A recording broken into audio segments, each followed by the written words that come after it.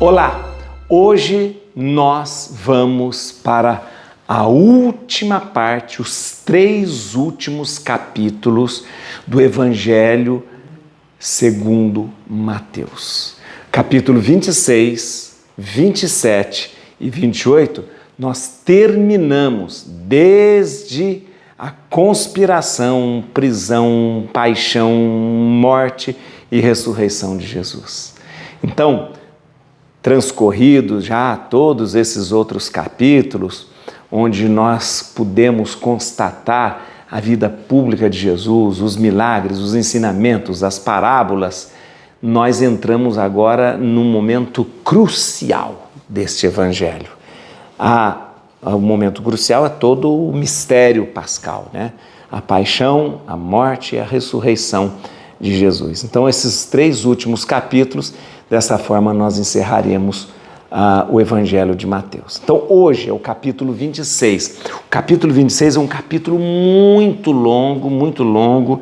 Ele compreende a conspiração para prender Jesus, aquela unção que aconteceu em Betânia, a traição por Judas, os preparativos para a ceia, a última ceia, a negação de Pedro, a agonia lá no Getsemane, né?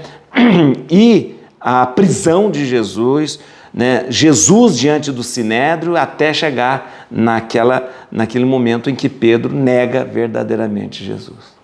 Então, é um caminho bem longo desse capítulo 26 do Evangelho de Mateus, e eu quero ler com você, quero que você dê um like no vídeo, isso agora, tá vendo esse joinha? Dá um like no vídeo, isso, e quero que você leia comigo com muita atenção, porque neste momento é o momento mais importante de tudo aquilo que o Evangelho preparou. Então, vamos ler com muita atenção.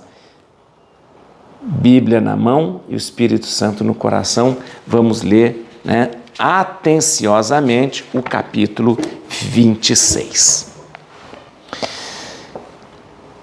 Quando Jesus acabou todos esses discursos, disse a seus discípulos: sabeis que daqui a 2 dias será a Páscoa, e o Filho do Homem será traído para ser crucificado. Então, os príncipes dos sacerdotes e os anciãos do povo reuniram-se no pátio do sumo sacerdote chamado Caifás e deliberaram sobre os meios de prender Jesus por astúcia e de o matar. E diziam: sobretudo não seja durante a festa, poderá haver um tumulto entre o povo. Encontrava-se Jesus em Betânia, na casa de Simão, o leproso.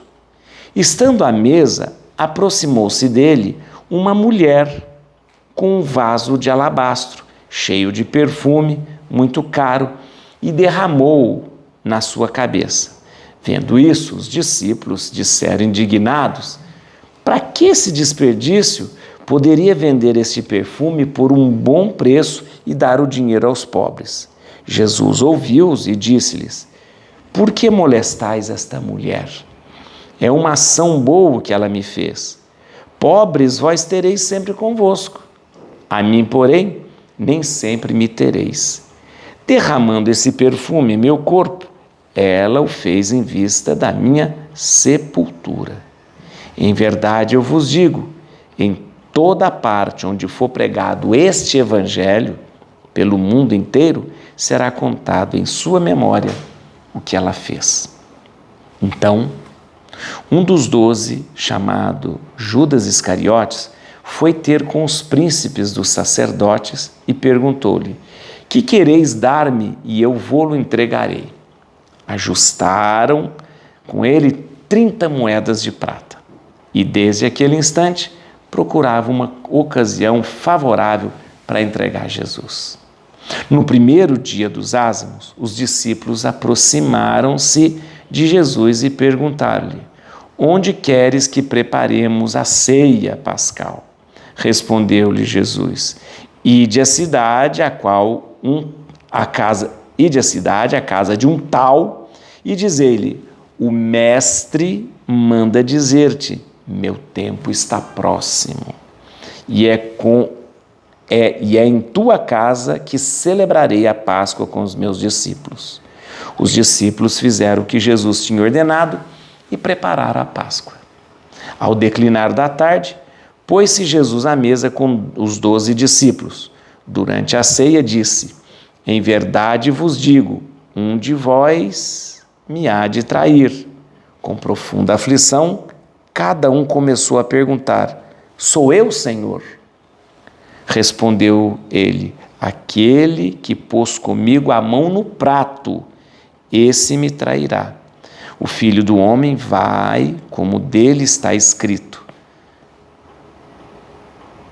Mas ai daquele homem por quem o Filho do Homem é traído. Seria melhor para esse homem que jamais tivesse nascido. Judas, o traidor, tomou a palavra e perguntou: mestre, serei eu? Sim, disse Jesus. Durante a refeição, Jesus tomou o pão, benzeu, partiu e o deu aos seus discípulos, dizendo: tomai e comei, isto é meu corpo. Depois tomou o cálice, rendeu graças e deu-lhe, dizendo: bebei dele todos, porque isto é meu sangue, o sangue da nova aliança, derramado por muitos homens em remissão dos pecados.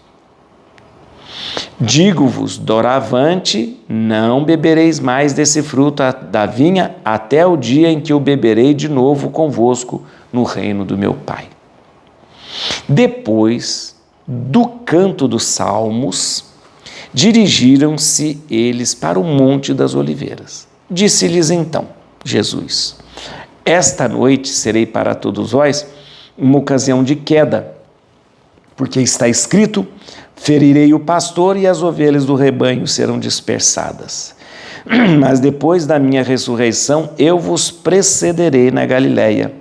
Pedro interveio: mesmo que seja para todos uma ocasião de queda, para mim jamais o serás.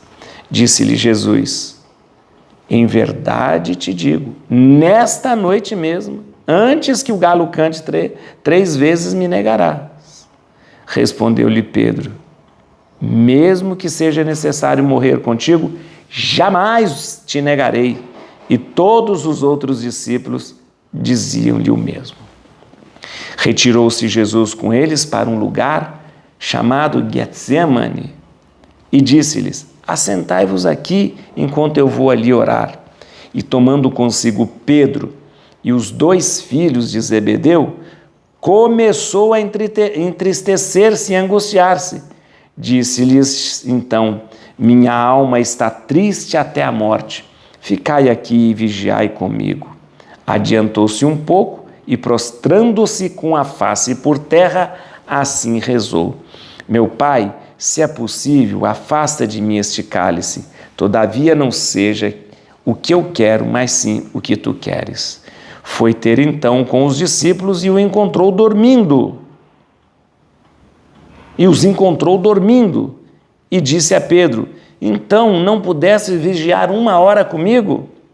Vigiai e orai, para que não entreis em tentação. O espírito está pronto, mas a carne é fraca.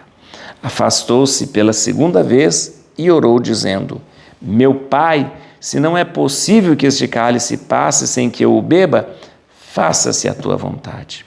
Voltou-se ainda e os encontrou novamente dormindo, porque os seus olhos estavam pesados. Deixou-os e foi orar pela 3ª vez, dizendo as mesmas palavras. Voltou então para os seus discípulos e disse-lhes: dormi agora e repousai. Chegou a hora. O Filho do Homem vai ser entregue nas mãos dos pecadores. Levantai-vos, vamos. Aquele que me trai está perto daqui. Jesus ainda falava quando veio Judas, um dos 12, e com ele uma multidão de gente armada de espadas e cacetes, enviada pelo príncipe dos sacerdotes e pelos anciãos do povo. O traidor combinara com eles este sinal: aquele que eu beijar é ele, prendei-o. Aproximou-se imediatamente de Jesus e disse: Salve, mestre! E beijou-o. Disse-lhe Jesus: É então para isso que vens aqui? Em seguida, adiantaram-se eles e lançaram mão em Jesus para prendê-lo. Mas um dos companheiros de Jesus desembainhou a espada e feriu um servo do sumo sacerdote, decepando-lhe a orelha. Jesus, no entanto, lhe disse: Embainha tua espada, porque todos aqueles que usarem da espada, pela espada morrerão. Crês tu que não posso invocar o meu Pai e ele não me enviaria imediatamente mais de 12 legiões de anjos? Mas como se cumpririam então as Escrituras, segundo as quais é preciso que seja assim? Depois, voltando-se para a turba, falou: Saístes armados de espadas e porretes para prender-me, como se eu fosse um malfeitor. Entretanto, todos os dias estava eu sentado entre vós, ensinando no templo, e não me prendestes? Mas tudo isso aconteceu porque era necessário que se cumprissem os oráculos dos profetas. Então, os discípulos o abandonaram e fugiram. Os que haviam prendido Jesus levaram na casa do sumo sacerdote Caifás, onde estavam reunidos os escribas e os anciãos do povo. Pedro seguiu de longe até o pátio do sumo sacerdote. Entrou e sentou-se junto aos criados para ver como terminaria aquilo. Enquanto isso, os príncipes do sacerdote e todo o conselho procuravam um falso testemunho contra Jesus a fim de o levarem à morte, mas não o conseguiram, embora se apresentassem muitas falsas testemunhas. Por fim, apresentaram-se 2 testemunhas que disseram: Este homem disse: Posso destruir o templo de Deus e reedificá-lo em 3 dias. Levantou-se o sumo sacerdote e lhe perguntou: Nada tens a responder ao que essa gente depõe contra ti? Jesus, no entanto, permanecia calado. Disse-lhe o sumo sacerdote: Por Deus vivo, conjuro-te que nos digas se és o Cristo, o Filho de Deus. Jesus respondeu: Sim. Além disso, eu vos declaro que vereis doravante o Filho do Homem sentar-se à direita do Todo-Poderoso e voltar sobre as nuvens do céu. A essas palavras, o sumo sacerdote rasgou suas vestes, exclamando: Que necessidade temos ainda de testemunhas? Acabastes de ouvir a blasfêmia. Qual o vosso parecer? Eles responderam: Merece a morte. Cuspiram-lhe então na face, bateram-lhe com os punhos e deram-lhe tapas, dizendo: Adivinha, ó Cristo, quem te bateu? Enquanto isto, Pedro estava sentado no pátio. Aproximou-se dele uma das servas, dizendo: Também tu estavas com Jesus, o Galileu. Mas ele negou publicamente nesses termos: Não sei o que dizes. Dirigia-se ele para a porta, a fim de sair, quando outro criado viu e disse aos que lá estavam: Este homem também estava com Jesus de Nazaré. Pedro, pela segunda vez, negou com juramento: Eu nem conheço tal homem. Pouco depois, os que ali estavam aproximaram-se de Pedro e disseram: Sim, tu és um daqueles, teu modo de falar te dá a conhecer. Pedro, então, começou a fazer imprecações, jurando que nem sequer conhecia tal homem. E, neste momento, cantou o galo.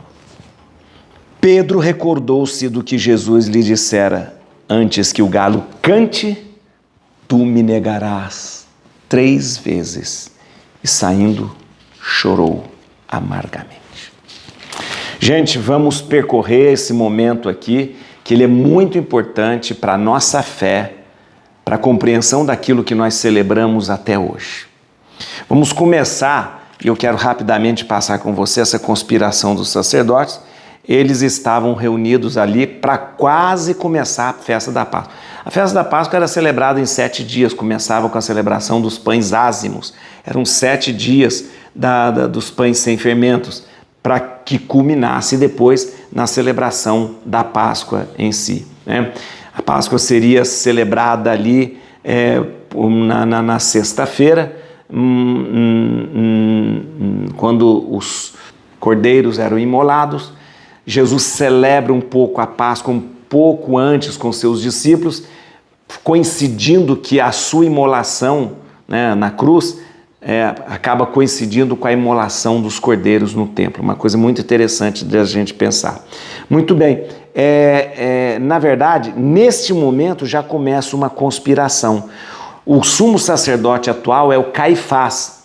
Será citado pelos outros evangelistas, João, Lucas e tal, um tal de Anás. O Anás na verdade, o Anás era sogro do Caifás. Anás tinha sido sumo sacerdote. Agora o sumo sacerdote era Caifás. E é justamente Caifás, junto com o Sinédrio, esse conselho político-religioso, que eles querem decidir alguma forma de calar Jesus. Então eles começam a buscar formas de condenar Jesus, né? Acontece um jantar em Betânia. Eu acho importante um jantar ali em Betânia, que não é na casa de Marta, Lázaro e Maria. Atenção, Betânia ficava aos arredores de Jerusalém. Já mostrei para você onde ficava Betânia. Ficava um pouco para cima, perto de Betfagé. Ali. Era um povoado, gente, uma vila, assim, fora de Jerusalém. É importante você lembrar que nessa época de Páscoa, nessa época das grandes festas, muita gente ia para Jerusalém, mas muita gente não ficava hospedado ali em Jerusalém, não. Eles ficavam mais ou menos ao redor de Jerusalém, porque o pessoal alugava suas casas, igualzinho hoje, foi um Airbnb que o pessoal fazia lá, alugava suas casas, recebia o pessoal para ficar ali. Então, na verdade, Jesus, nesse período de festa, ficava muito ali na região de Betânia. Na região de Betânia tinha uns amigos de Jesus que ele gostava demais, Marta, Maria e Lázaro, mas esse jantar aqui, né, que acontece a unção, é na casa de um tal Simão, chamado leproso. Outros dizem Simão o fariseu, mas era o Simão ali que Jesus tem um jantar onde uma mulher, né? Essa mulher, não é dito quem é essa mulher, né? Não é dito quem é essa mulher chega, quebra um vaso de perfume, o vaso de perfume que ela trazia no peito. Era muito comum que as mulheres trouxessem, né, o perfume nos vidrinhos de alabastro, e o perfume era algo muito caro demais, praticamente uma joia. Então as mulheres costumavam trazer no seu pescoço aquele perfuminho no vidrinho de alabastro. E embora aqui Mateus não fala o nome do perfume, Lucas vai falar o nome do perfume, que é de nardo puro, né? Muito caro. E aquela mulher, ela quebra praticamente uma joia, um perfume, e derrama todo o perfume, né? Tem um simbolismo justamente da mulher que derrama-se completamente sobre Jesus, da mulher que entrega tudo, da mulher que daquela pessoa que praticamente entrega a sua vida, né? Tudo que ela tem, tudo que ela é para Jesus naquele momento da unção. Todo mundo sente o perfume na casa, esse perfume contagia todo mundo, né? E é interessante, essa mulher é repreendida pelos apóstolos ali, né? Mateus também não fala quem é, fala de todos os apóstolos. Os outros evangelistas vão dizer, foi Judas que recriminou aquela mulher, dizendo, nossa, tá gastando esse dinheirão com Jesus aí, passando, né? Então, é um momento muito bonito. Só para que você entenda, muitos estudiosos, e durante muito tempo o pessoal confundiu esse jantar da casa em Betânia com o jantar na casa de Marta, Maria e Lázaro. Mas não é o mesmo jantar, gente.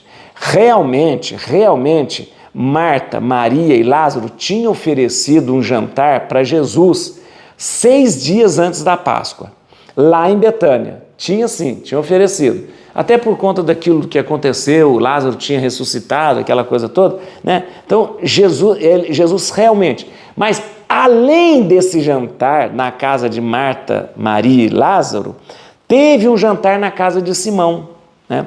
Muitos estudiosos acabaram confundindo os dois jantares. Por quê?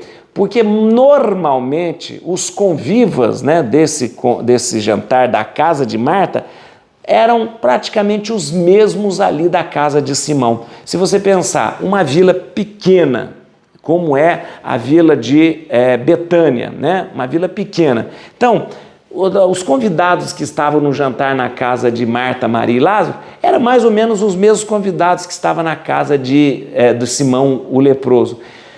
Mas não é o mesmo jantar, não é o mesmo jantar. Alguns estudiosos chegaram até a dizer não. Quando Mateus fala de Simão, ele está querendo falar de Lázaro, como se Lázaro fosse o Simão o leproso, né? Como se Maria fosse a irmã do Lázaro, mas na verdade a gente tem essa compreensão, são dois eventos diferentes. Um foi o jantar na casa em Betânia, na casa de Marta, Maria e Lázaro. Outro foi o jantar na casa de Simão, o leproso. Então não dá para você misturar esses dois momentos, não, porque Jesus não denomina, não dá nome à mulher, né? Jesus não fala que Lázaro é Simão. Então, na verdade, são dois eventos separados. Está entendido? Muito bem, nessa casa acontece esse episódio muito interessante. Mas é saindo desse momento aí, que foi até uma confraternização lá na casa do Simão, né? Simão o fariseu, Simão o leproso. Judas já começa a tramar, ele vai até o sumo sacerdote, os príncipes do sacerdote, e começa a tramar, o que vocês vão me dar para entregar, como que vocês vão me dar para entregar Jesus? Judas Iscariotes, a palavra Iscariotes, já falei para você, talvez Judas Iscariotes pode ser que seja uma transliteração de zelota, né? de zelota. Zelota era um partido revolucionário que queria a libertação do povo palestino, né? da Palestina ali, do povo ali judeu, dos romanos. Atenção! Era um partido político, né, que queria a libertação dos judeus dos romanos. Então, escuta, né, Judas talvez tramasse entregar Jesus para que Jesus pudesse reagir com o seu exército, né? Mas Judas, ele combina 30 moedas de prata. 30 moedas de prata é um preço irrisório, é o preço que você paga um trabalhador num dia. É um irrisório, é o preço de... Não significa quase nada. Então, você viu que aí o valor era quase irrelevante. Judas queria entregar Jesus. Muito bem, Jesus está próximo, nós estamos num momento que está próximo da celebração da Páscoa, né? E aí diz a Escritura, no primeiro dia dos ázimos, os discípulos se aproximaram e já perguntaram para Jesus, ou seja, eram 7 dias de ázimo, né? Então, no primeiro, onde você quer que a gente faça a Páscoa? Onde que você quer que a gente celebre a Páscoa? Todo judeu tinha que celebrar a Páscoa. E Jesus deu aquelas instruções, vai ali na casa de um tal e fala, o meu tempo está próximo. Meu tempo está próximo, praticamente quase que uma senha, né? Ali que a gente vai celebrar a Páscoa. Mas veja só que interessante. Jesus se reúne, né, no declinar da tarde, junto com os 12 na mesa, diz o Evangelho de Mateus, e começa a falar que ele vai ser traído. Ele vai ser traído. Até que a traição é revelada. Todo mundo percebe que o mundo vai se trair e Jesus, no Evangelho de Mateus, Judas pergunta na cara de Jesus, serei eu? E Jesus fala sim, né? Sim. Jesus fala sim. E é interessante que logo depois disso, Jesus traz o relato da instituição da Eucaristia. Depois de Jesus falar que vai ser traído, Jesus faz o relato. Então é interessante você lembrar que todos os evangelhos trazem para a gente esse relato da instituição da Eucaristia. Jesus pega o pão, reza, benze e diz, tomai e comei, isto é meu corpo. Neste momento Jesus fala o seguinte, vocês vão fazer isso para sempre, para eu estar presente no meio de vocês. Está vendo isso aqui que é muito importante? A igreja não inventa nada não. A igreja segue o Evangelho. A igreja não inventou. a instituição da Eucaristia, não inventou a missa. Isso aqui é a missa que a gente celebra todos os dias. O pão transformado no corpo de Jesus para ser imolado sobre o altar. Porque depois de Jesus não vai ter mais sacrifício de animal. Vai ser o corpo dele que vai ser imolado. Depois ele pegou o cálice, rendeu graças, deu-lhe dizendo, bebei dele todos, porque isso é o meu sangue. O sangue da nova aliança derramado por muitos. Esse muitos aqui, na expressão que Jesus usa, quer dizer por todos os homens. A gente usa em latim também, multos, que significa todos os homens em remissão dos pecados. Ou seja, o sacrifício de Jesus oferecido sobre o altar, a partir do pão e do vinho que é transformado no seu corpo e no seu sangue, que agora não se imola mais animal, carneiro, boi, touro, nada disso, vai ser imolado o Filho do homem, o Filho de Deus, vai ser imolado o Filho de Deus sobre o altar, né? Nesse momento que ele foi imolado, ele vai salvar todos e remir dos pecados, libertar dos pecados. Isso aqui é o que a igreja faz há 2000 anos. Toda vez que você participa de uma missa, escuta aqui, toda vez que você participa de uma missa, esse momento é atualizado. A missa não é uma representação. A missa não é um teatro. A missa é a atualização desse momento. Pão, vinho, aquilo é transformado em corpo e sangue de Jesus. O corpo e sangue de Jesus em cima do altar é imolado e todos nós somos salvos naquele momento. Missa não é teatro. Eu queria que a missa fosse mais alegre. Eu queria que a missa fosse mais cantada. A missa não é para agradar você. A missa é para agradar a Deus. Está entendendo? É um sacrifício do Filho de Deus que morre imolado sobre o altar, ressuscitado e ofertado a Deus. E quando se oferta a Deus o próprio Filho imolado, nós somos salvos. Meu filho. É isso que acontece. E a igreja, há 2000 anos, fiel ao Evangelho, repete isso todos os dias. Está entendendo? Muito bem, vamos lá. Terminado esse momento, acontece o Evangelho de Mateus, fala para a gente que Jesus já fala, eu vou ser uma pedra de tropeço para vocês. Eu vou ser uma pedra de tropeço para vocês. Como pedra? Eu vou ser um escândalo. Eu vou ser preso. Eu vou ser morto.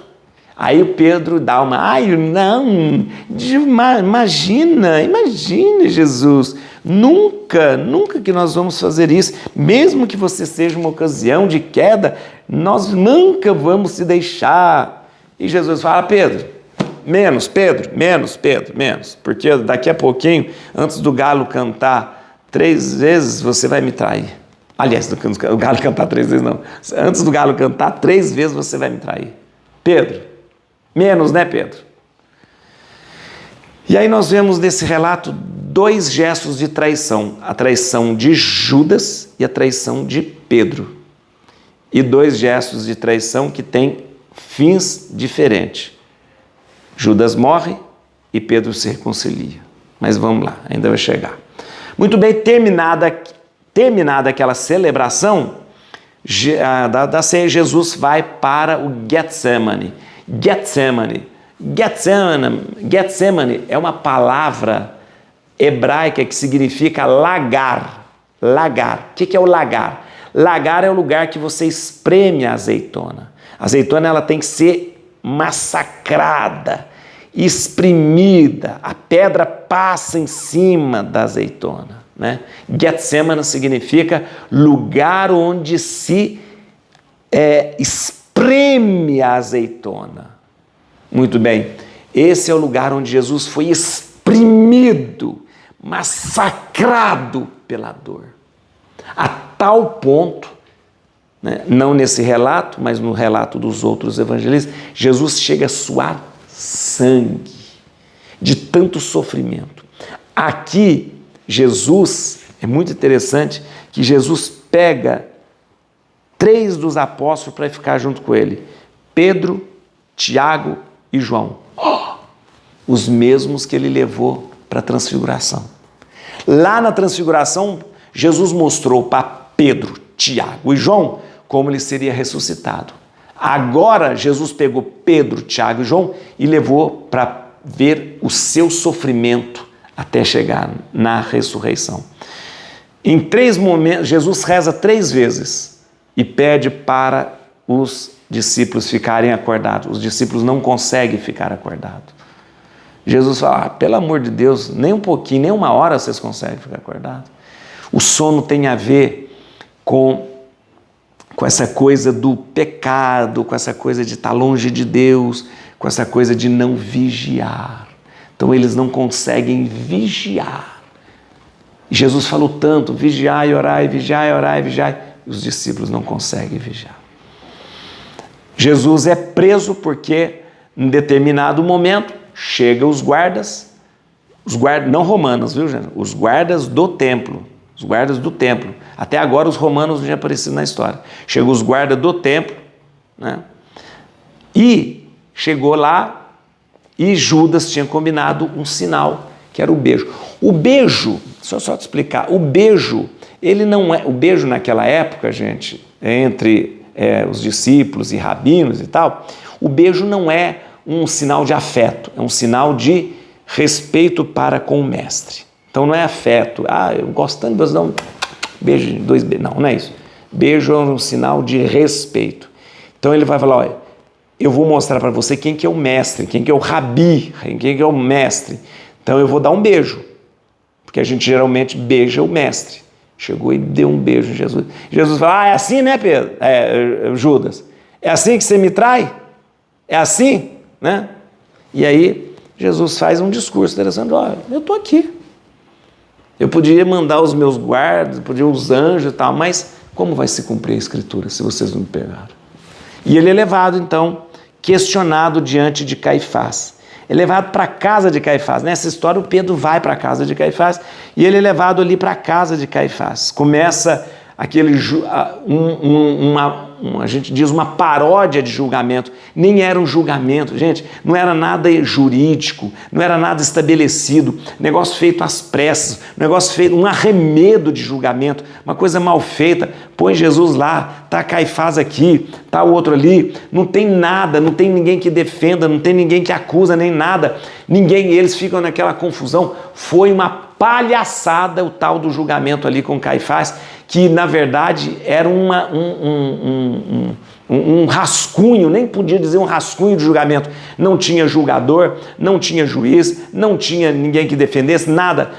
Foi uma confusão dos diabos, era o Caifás de cá, era o Jesus de cá, era quem acusa, não estava. Aí até que chegou um e falou assim: eu vi. Um babaca chegou lá e falou: eu vi ele falando que ia destruir o templo. Mentira! Fake news. Jesus nunca falou que ia destruir o templo. Eu vi, ele falou assim que ia destruir o templo. Jesus falou assim: destruam esse templo e eu vou reconstruir em 3 dias. Mas Jesus jamais falou: eu vou destruir o templo. Esse babaca chegou lá, porque deve ter sido insuflado pelos sumos sacerdotes, falou: eu vi. Você viu? Você viu ele mesmo dizer que destruiu o templo?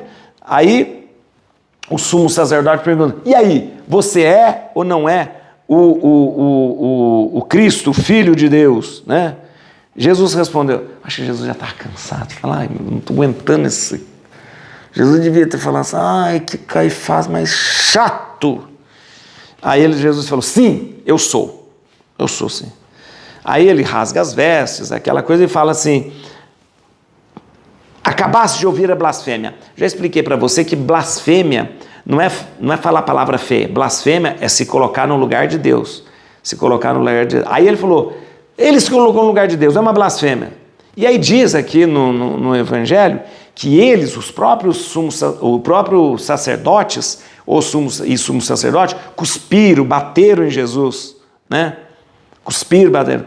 Nos outros evangelistas, quem bate em Jesus são servos do sacerdote, servos do sumo sacerdote. Aqui não, é o próprio sumo sacerdote e os sacerdotes que batem. E aí, terminando esse momento, o Pedro está lá, encolhidinho lá no meio dos criados do sumo sacerdote, na pátio da casa do sumo sacerdote, escondido, e tem aquela história. Ah, você... Não, não sou. Ah, você... Ah, seu sotaque é da Galileia. A Galileia tinha um sotaque muito forte, o pessoal da Galileia tinha um sotaque muito forte, né? Igual nós mineiros, que tem um sotaque forte. Ah, você é da Galileia, né? E aí Pedro falou, não, nem conheço esse homem, nem conheço. E foi quando o galo cantou e Pedro, então, naquele momento, Pedro se arrepende. Judas traiu Jesus e não vai se arrepender. Pedro traiu Jesus e vai se arrepender. Pedro se torna o líder, chefe da igreja, que leva o cristianismo para o mundo todo. Judas morreu. Muito bem. Eu quero que você vá comigo agora, porque nós vamos passar alguns versículos muito importantes. Veja só, quando Jesus acabou todos esses discursos, disse a seus discípulos, sabeis que daqui a 2 dias será a Páscoa, e o Filho do Homem será traído para ser crucificado. Na verdade, a minha Bíblia, a Bíblia da Ave Maria, traduziu por traído. No original, o verbo usado é entregue. Entregue. Isso é muito importante, né? No original está escrito assim, sabeis que daqui a 2 dias será a Páscoa e o Filho do Homem será entregue para ser crucificado. Entregue por quem? Aí que é interessante. Esse entregue é Deus que entrega o seu Filho para ser crucificado. Deus é quem entrega para ser crucificado, é Deus que entrega seu Filho para nos salvar, tá bom? Versículo 3, então os príncipes dos sacerdotes e anciãos reuniram no pátio do sumo sacerdote chamado Caifás. Só lembrando, Caifás é o sumo sacerdote de agora, naquele momento. Tinha sido o sumo sacerdote o Anás, que era o sogro dele. O sumo sacerdote, ele é sumo sacerdote, líder religioso de todo o povo, mas ele também é o chefe supremo do Sinédrio. Por isso que o Sinédrio vai estar reunido com o sumo sacerdote. E o Sinédrio, ele detém um poder político muito forte e um poder religioso. Só que acima do Sinédrio está o Império Romano, né? Então vamos lá. Ó. Só que interessante uma coisa que eu vou te contar aqui, ó. Olha aqui. Então os príncipes dos sacerdotes, os anciãos do povo, né, reuniram-se no pátio do sumo sacerdote chamado Caifás. Tem escriba, tem anciãos do povo e tal. E não estava, sabe quem? A nossa turminha lá, que é esse chato dos fariseus. Os fariseus não estavam. Apurrinharam a vida de Jesus o tempo todo, esses fariseus. Mas na hora lá, eles não estavam. Os fariseus não estavam no julgamento de Jesus, né? É interessante, né? Muito bem, no versículo 14, veja só, aqui a traição. Então, um dos 12, chamado Judas Iscariotes. Vou lembrar você novamente o que significa Iscariotes. Vamos lá. Iscariotes pode ser originário de Keriot. Keriot era uma província e historicamente Judas teria vindo de Keriot, mas pode ser a transcrição de Scarios, que é o equivalente a Zelote. Sicários era como eram chamados os zelotas. Então pode ser Iscariotes, pode ser habitante de Keriot, mas o mais aceitável é que Iscariotes seria uma transcrição de Sicários. Sicários era o jeito que os zelotas eram chamados. E provavelmente, sim, Judas era um zelota, como Simão, o outro apóstolo de Jesus, era zelota. Por quê? Porque Judas que tinha assim essa vontade de Jesus, que Jesus fosse um revolucionário, trouxesse exércitos, essa coisa assim, né? Provavelmente isso. Bom, vamos lá, continua que tem muita coisa aqui. Muito bem. Versículo 15, como eu disse para você, que quereis dar-me? Eu vou lhe entregar. E ajustaram com ele 30 moedas de prata. 30 moedas de prata, gente, não significava nada. Na verdade, era preço de... aliás, eu tinha falado preço de um serviço... Não, era preço de um escravo. Desculpa, antes eu tinha falado para você que era um preço de um dia de trabalho. Não, era preço de um escravo. Na verdade, não era tanto dinheiro, era preço de um escravo. E provavelmente a moeda que foi usada não foi denário, mas siclos, uma antiga moeda judaica, Mas Jesus foi vendido por um preço de um escravo. Ou seja, Jesus não valia mais do que um escravo para Judas. Foi o preço de um escravo, né? Muito bem. No versículo 17, no primeiro dia dos ázimos, chamado dia dos pães sem fermento, os discípulos se aproximaram de Jesus e perguntaram. Muito bem, dia do pão sem fermento, é o primeiro dos 7 dias, né, em que eles comiam pães ázimos, né? Durante 7 dias você sumia com o fermento da casa do judeu. Até hoje os judeus, quando celebram a Páscoa, durante 7 dias eles tiram todos os fermentos da casa. Não pode ter fermento na casa. Tanto é que tem uma brincadeira entre os judeus com as crianças, os judeus fazem isso, né? Então eles escondem pedacinhos de fermento na casa para as crianças procurarem e acharem o fermento. Quem achar ganha o prêmio e joga esse fermento fora. É uma brincadeira que até hoje eles fazem. Sabia? Sabia como a gente faz com a patinha do coelhinho, né? Vai aqui achar a patinha do coelhinho, blá, blá, blá, blá, né? Então eles fazem com fermento. Os pais, né, escondem assim, atrás do móvel, atrás do coelho, no fermento. E deixa as crianças procurar. Quem achar ganha um prêmio, né? Muito bem. Nesse primeiro...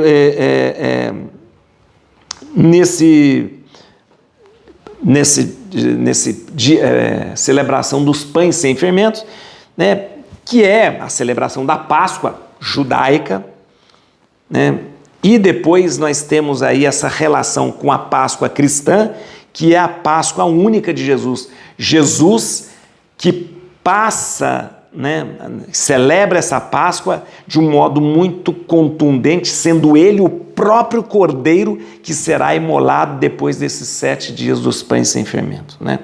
Jesus, é interessante que Jesus celebra a Páscoa com seus amigos, com seus discípulos, segundo um calendário não oficial. Sabe por quê? Porque assim a sua morte coincidiu justamente com a imolação dos cordeiros no templo. A Páscoa deveria ser celebrada, segundo o calendário oficial, na sexta-feira. Está entendendo? Na sexta-feira.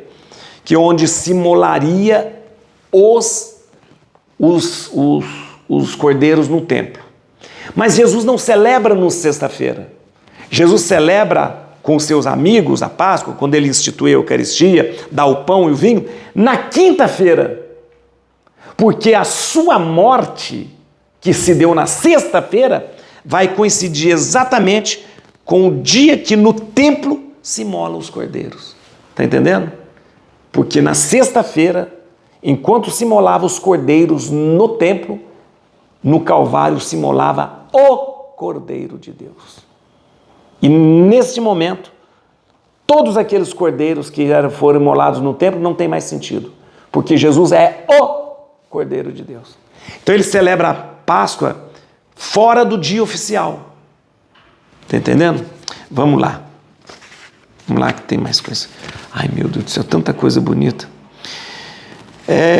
Jesus instituiu a Eucaristia, interessante, durante a refeição de despedida no ambiente da Páscoa judaica. Está entendendo, né? Ele celebra na quinta-feira, né? No ambiente da Páscoa judaica, né? E a Páscoa se conclui em Jesus por sua morte sacrificial. Então veja só, Jesus começa a celebrar na quinta-feira a Páscoa, fora do calendário oficial. Institui a Eucaristia, pão e vinho, que ele diz, isso é meu corpo, isso é meu sangue. Né? Continua nesse contexto e a Páscoa vai se concluir no outro dia, quando ele for elevado na cruz e morto na cruz. Ele passa a ser o cordeiro e ele é sacrificado na cruz no momento em que os cordeiros estão sendo sacrificados no templo. Vamos lá, no versículo 18, respondeu-lhe Jesus, ide à cidade, à casa de um tal, e dizer, o mestre manda dizer, meu tempo está próximo. Eu falei para você, o meu tempo está próximo, isso é importante.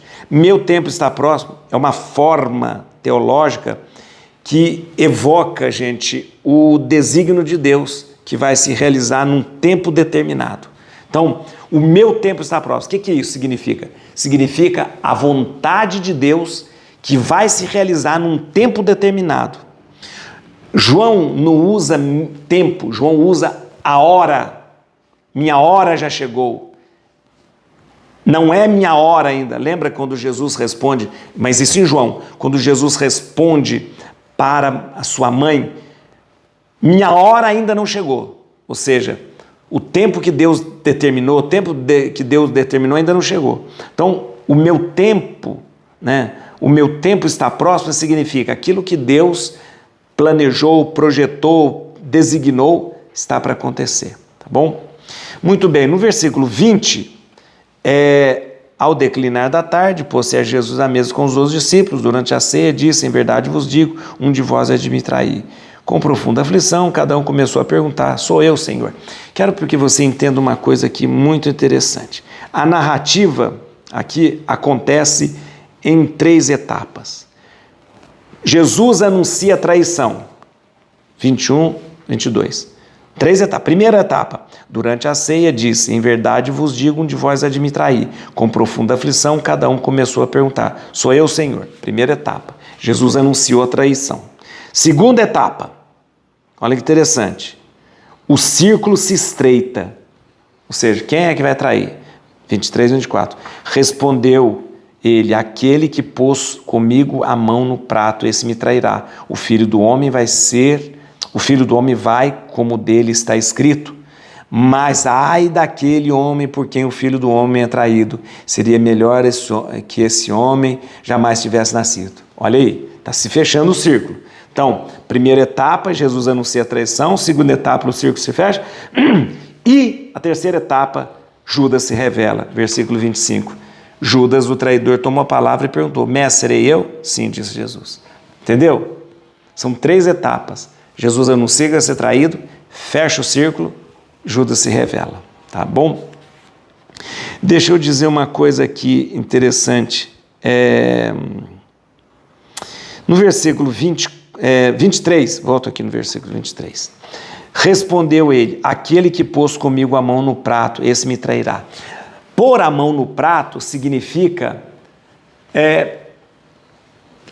pôr a mão no prato significa aquele que partilha a mesma mesa.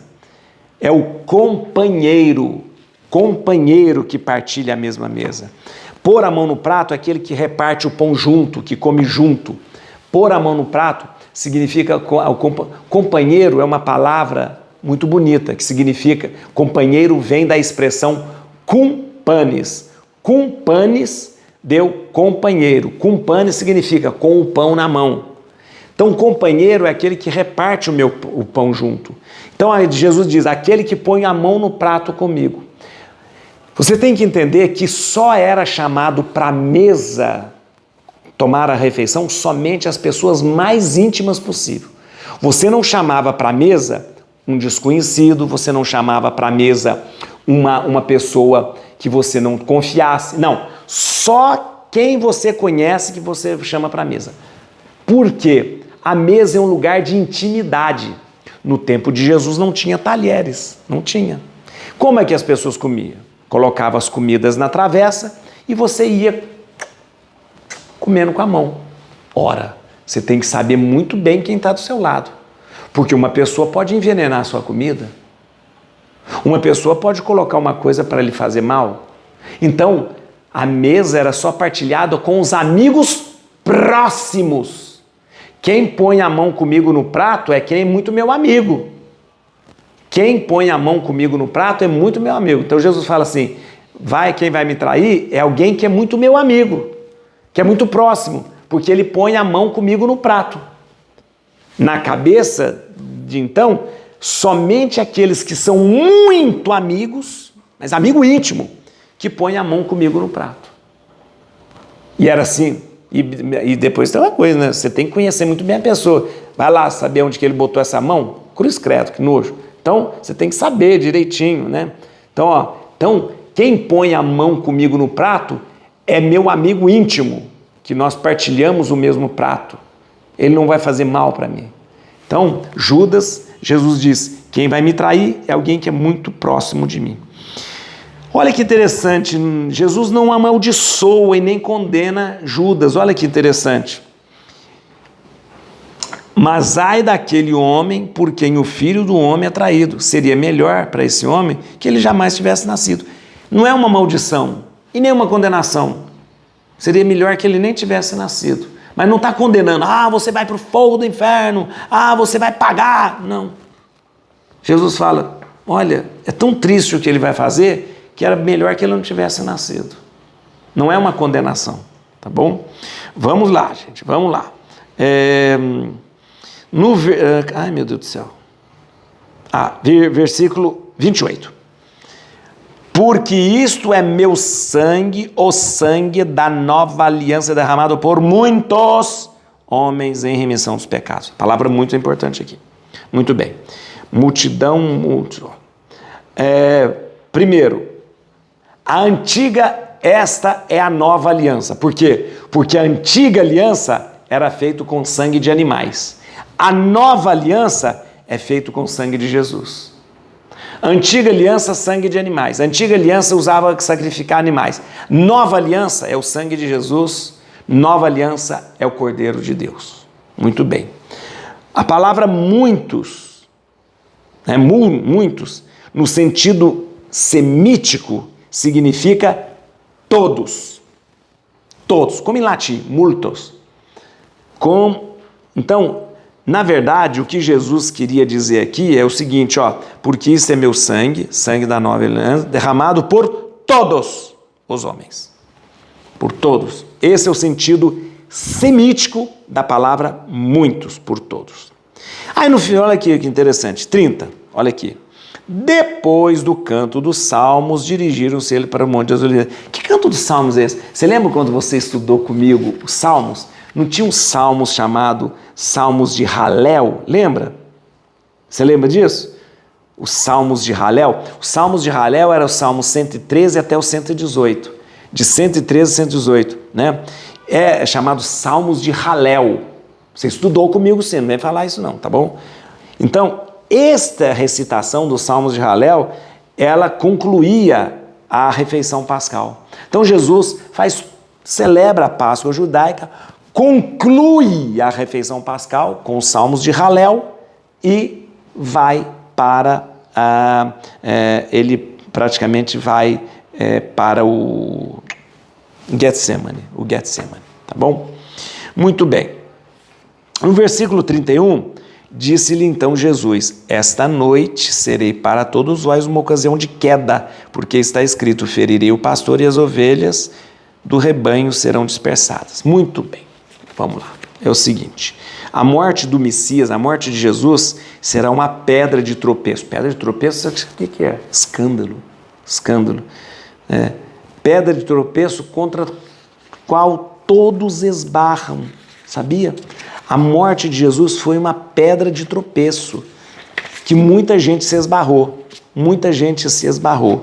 né? E eu acho importante que a gente possa lembrar disso, que é uma pedra que não é para derrubar as pessoas, mas era uma pedra que faz com que você reflita, pense e possa ver essa presença de Deus ali naquele momento.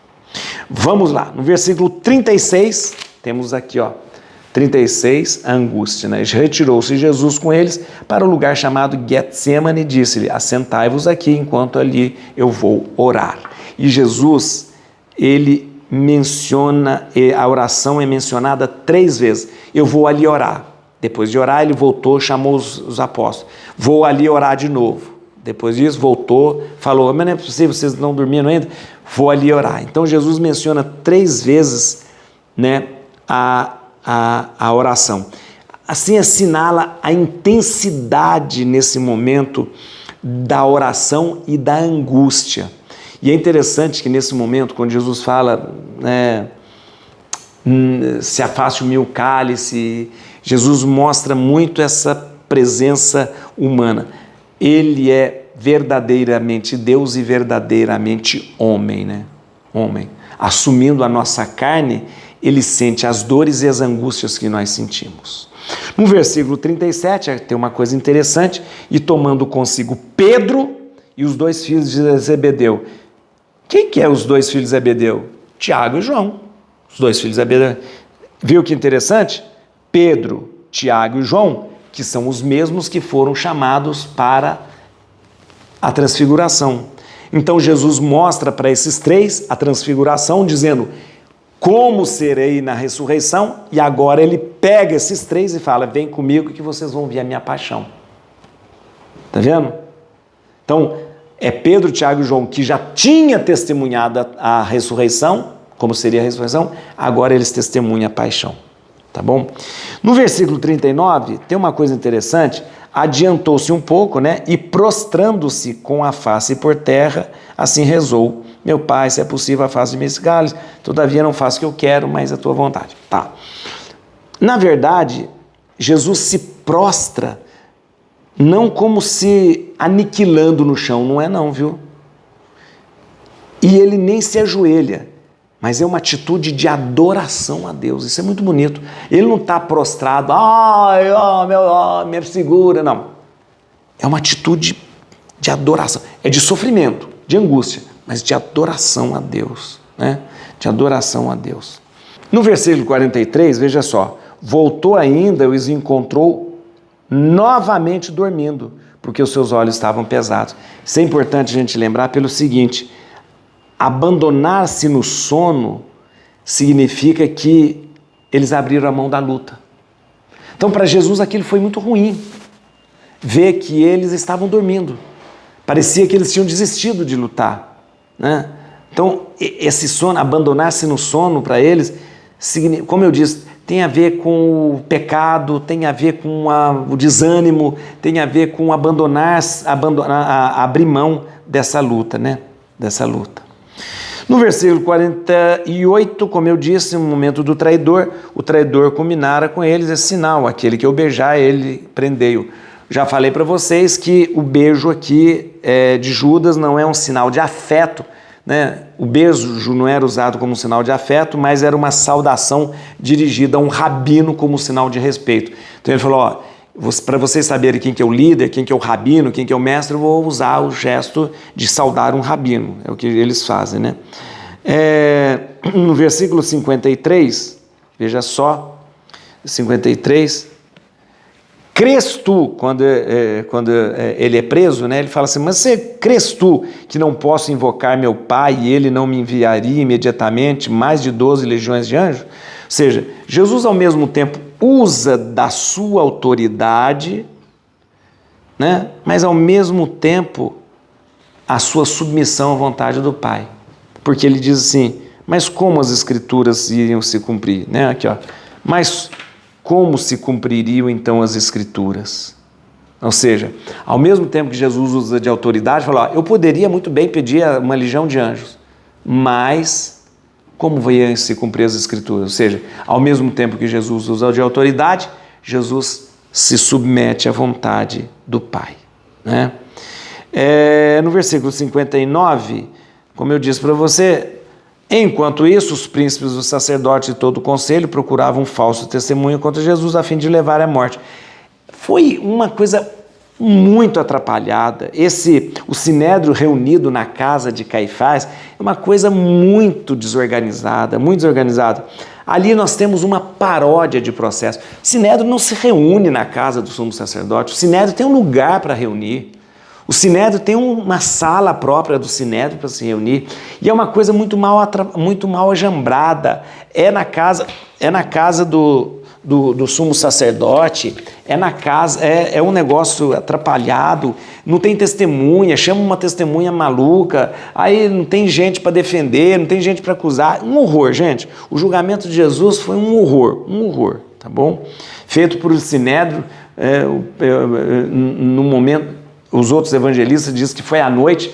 É ilegal fazer um julgamento à noite, né?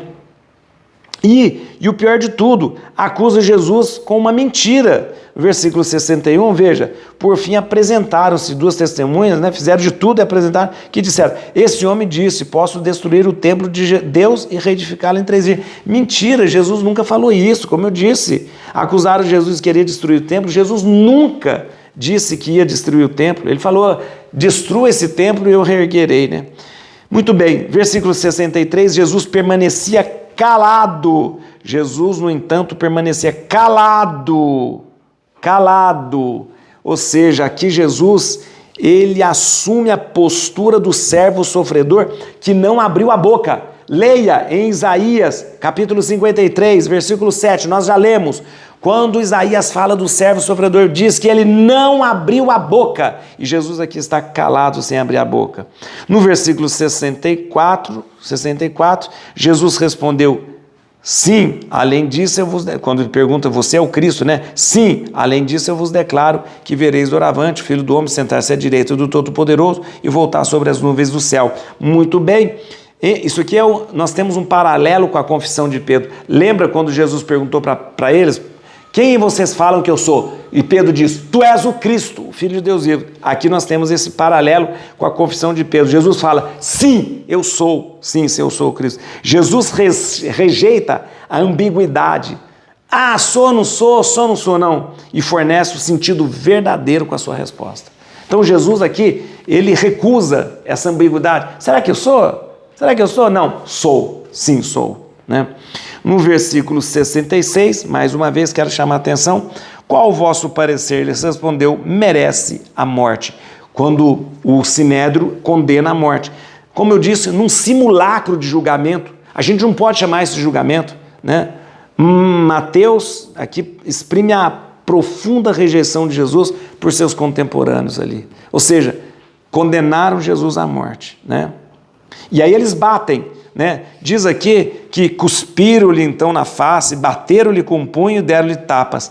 Na verdade, Mateus diz que foram os sumos sacerdotes e os sacerdotes que bateram em Jesus. Em Lucas e João, quem bate em Jesus são os criados do sumo sacerdote, né? No versículo 69 a 70, que é a negação de Pedro aqui, enquanto isso, Pedro estava sentado no pátio, aproximou-se dele uma das servas, dizendo, também tu estavas com Jesus o Galileu? E ele negou publicamente nesses termos, não sei o que dizes. É interessante lembrar aqui que essa negação de Pedro nos convida a cada um de nós a se situar, a nos situar diante de Jesus. Pensando, quantas vezes eu já neguei Jesus na minha vida? A negação de Pedro é muito interessante, né? E para terminar, no versículo 73, pouco depois, os que ali estavam aproximaram-se de Pedro e disseram, sim, tu és um daqueles, teu modo de falar te dá a conhecer. O dialeto, o sotaque do Galileu era muito forte. O sotaque do Galileu, falei para você, né? Igual nós mineiros falamos. O sotaque do Galileu é forte demais. E aí dava para perceber, eles falaram, nós estamos vendo aí, ó, pelo seu sotaque, o seu jeito de falar, você é Galileu, então você está metido com ele. Pedro nega, a negação de Pedro, ela nos faz, como eu disse, nos faz nos situar diante de Jesus, pensando na nossa conduta, na nossa vida diante dele e das nossas negações do dia a dia. Et crutim Domini, fugit partes adversi, vite teledo et tribiuda radices avidi. Aleluia.